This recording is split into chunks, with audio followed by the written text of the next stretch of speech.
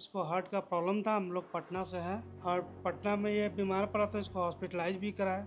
फिर वहाँ से लेकर के चले गए इसको एम्स में दिखलाए। वहाँ डॉक्टर बोला सर्जरी के लिए, बोला कि 30% ही इसका हार्ट काम कर रहा है। अच्छा। उसके बाद हम लोग जो है सो फिर वहाँ से मूव किए कि नहीं, हम लोग को ऑपरेशन नहीं कराना है। झारखंड औषधालय में लगभग 1.5 से 2 महीना हम लोग इलाज करवाए, फिर भी इसको खास फर्क नहीं पड़ रहा था। फिर उसके बाद हम लोग अलकबीर हब्स में जो है सो ऐड देख करके फिर यहाँ पे आए। इसको शुगर भी था और हार्ट का भी प्रॉब्लम था। हार्ट में ब्लॉकेज 80%, 85%, 90% इस तरीके से था। उसके बाद हम लोग इस स्थिति में देखने के बाद हम लोग अलकबीर हब्स में मूव किए और यहाँ से इलाज करवा रहे हैं। तो फायदा सर, है। आप बताइए कि इनको यहाँ इलाज कराने के बाद कुछ रिलीफ है इनको? हाँ, रिलीफ है। पहले जहाँ ये चल नहीं पाता था, सीढ़ी नहीं चढ़ पाता था, जी हम लोग हमेशा डरे हुए रहते थे कि कहीं कोई अनहोनी ना हो जाए। जी। तो अभी उस चीज़ से तो हम लोग बाहर हैं। पेशेंट मेरा काफ़ी हद तक रिकवर कर। हार्ट में परेशानी होती थी कि हमको चेस्ट में पेन रहता था, ठीक है, जगे हुए रहते तभी होता था, सोए हुए रहते तभी रहता था। बीपी बढ़ा हुआ रहता था, बीपी 160 170 रहता था, बहुत ही दिक्कत होता था हमको। जी सर, सबसे पहले आप अपना नाम बताइए। मेरा नाम कुमार राकेश हुआ। आपकी उम्र कितनी है मेरा उम्र 35 ईयर्स है। और आप कहाँ से आए हैं? जी, मैं पटना से आया हूँ। और आपको किस चीज़ की परेशानी थी? जी, हमको हार्ट में प्रॉब्लम था। हार्ट अच्छा। में था, बीपी बढ़ा हुआ रहता था और शुगर का था, 3 चीज़ का। अच्छा, हार्ट और शुगर ये 2 चीज़ की हम्म, परेशानी थी आप। हम्म। तो आप कहाँ पे इलाज करा रहे थे? जी, मैं एम्स में इलाज करा रहा था। अच्छा, वहाँ पे? पटना में भी इलाज करवाए थे। पटना में फिर वहाँ से फिर हम लोग एम्स फिर चले गए। एम्स में भी मेरा इलाज चला। अच्छा, तो फिर? उसके बाद देखे कि रिलीफ नहीं हो रहा है तो अलकबीर हब्स के समय में एक परिचित थे, वो बताए थे कि यहाँ पे जाके इलाज करवाइए, यहाँ आपका ठीक हो जाएगा। मैं राजेश कुमार, मेरा भाई है राकेश।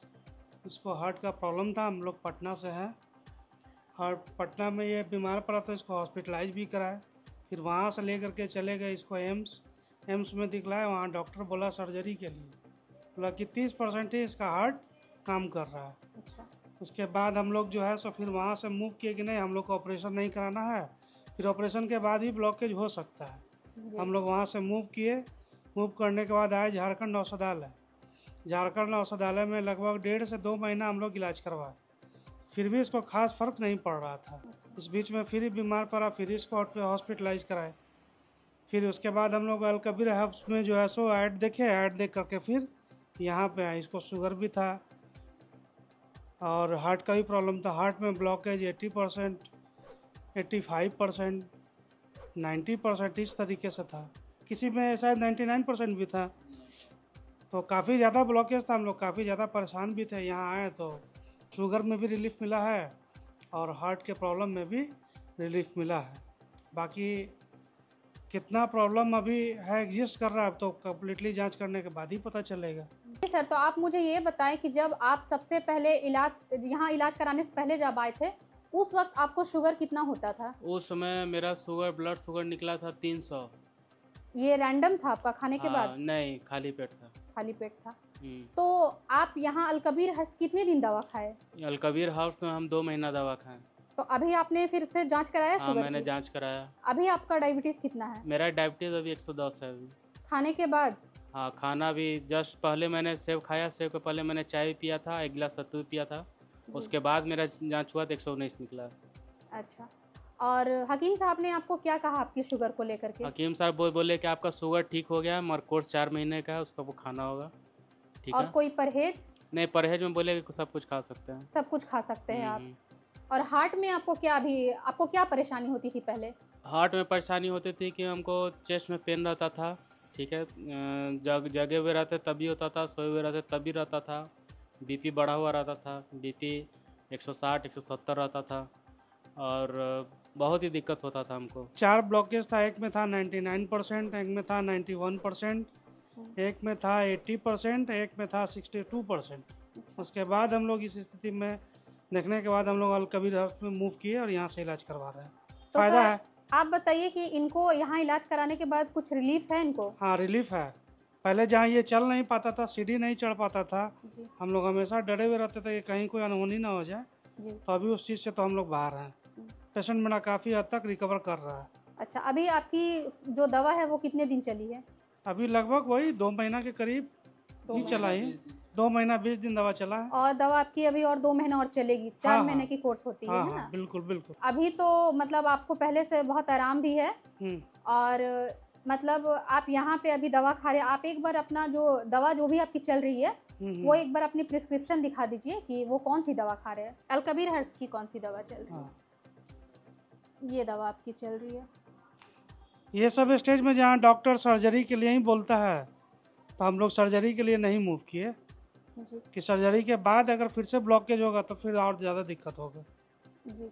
तो सर यहाँ पे जो इनका रिपोर्ट है इसमें इनका एजेक्शन फ्रैक्शन 30% दिखा रहा है। हाँ, शुरू में ये यहाँ 30% आने था। से पहले का रिपोर्ट है। हाँ, हाँ, हाँ। तो यहाँ अभी आपने दोबारा रिपोर्ट कराया तो इनका एजेक्शन फ्रैक्शन कितना है? 45% के करीब आया है। 45%। तो अभी आपके पास कोई रिपोर्ट है सर इसकी? हाँ, रिसेंट में रिपोर्ट है मेरे पास। आप दिखा सकते हैं वो रिपोर्ट? हाँ, दिखा सकते हैं। जी। तो ये रिपोर्ट है इनकी 27/4/2025 की, जहाँ पे आप देख रहे हैं इनका एजेक्शन फ्रैक्शन 30% दिखा रहा है ना। ये अलकबीर हर्ब्स में आने से पहले की रिपोर्ट है। और यहाँ जब दवा 2 महीना इन्होंने खाया उसके बाद की रिपोर्ट दिखाइए सर आप। ये आप देख पा रहे हैं ये रिपोर्ट है 15/7/2025 का, जिसमें इनका एजेक्शन फ्रैक्शन 47%। तो इनका एजेक्शन फ्रैक्शन जो है वो बढ़ गया है। अच्छा, ये जब एम्स से आपकी इलाज चल रही थी उसका है रिपोर्ट, है ना? ये जिस समय बीमार होकर के हम लोग एम्स गए थे इसको लेकर करके, तो हम लोगों ने माइंड मेकअप कर लिया था कि एम्स में हम लोग को ऑपरेशन कराना ही है, चाहे जिस भी प्रकार से कराना हो, चाहे मेदांता में चले जाए, चाहे नारायणा में चले जाए। इवन कि मेदांता वगैरह में भी जो काफ़ी बड़ा हॉस्पिटल है प्राइवेट सेक्टर में, वहाँ भी इलाज के लिए मैंने इसका सारा रिपोर्ट्स वगैरह भेज दिया था। तो उन्होंने भी कहा था कि ऑपरेशन ही करना होगा, इसका कोई विकल्प ही नहीं है। नहीं तो पेशेंट को किसी भी समय कुछ भी हो सकता है। तो आपको अगर आपको एम्स में बोला गया कि अगर आपको ले जाना है तो ले जाइए, अपने रिस्क पे ले जाइए। अच्छा। मेरे राय से अगर चलिएगा तो आप ऑपरेशन जितना जल्दी हो सके करा लीजिए। एम्स में मेरे को यही कहा गया। अच्छा, अब उससे बड़ा इंस्टीट्यूट तो शायद ही कोई होगा ऑल ओवर इंडिया में। तो सर आप अभी बताइए कि आप ऑपरेशन ना करा कर यहाँ पे दवा खाकर यहाँ से इलाज करा हाँ, रहे हैं? सेटिस्फाइड है, हम सेटिस्फाइड है। आप सेटिस्फाइड हैं? हाँ, अभी तो 2 महीना 20 दिन ही हुआ है। 4 महीना का ये कोर्स करने के बाद हम इसका थॉरो चेकअप फिर से करवाएंगे। थॉरोली चेकअप जब हो जाएगा तो फिर से एक बार रिपोर्ट आपके यूट्यूब के माध्यम से डाल। तो सर आप ये बताएं कि इनका जो अभी जो दवा चल रही है यहाँ की, तो इसके साथ कोई अंग्रेजी दवा भी चलती है? नहीं, अंग्रेजी दवा बहुत रेयर केस में अगर वैसा कुछ इसको लगता है, जरूरत पड़ता है तो खाते हैं, नहीं तो नहीं खाते। तो सर जो लोग ऑपरेशन की तरफ जाते हैं, नहीं, मैं तो राय नहीं दूंगा भाई कि वो लोग ऑपरेशन की ओर जाएं। एक बार यहाँ पे कम से कम टेस्ट करा ले, अपना जांच करवा लें। करवाने के बाद आकर के यहाँ पे इलाज करवाएं, निश्चित रूप से उनको फ़ायदा मिलेगा। उसके साथ साथ परहेज भी करें, निश्चित रूप से फ़ायदा मिलेगा। ठीक है सर, बहुत बहुत शुक्रिया आपका। चलिए, धन्यवाद मैडम।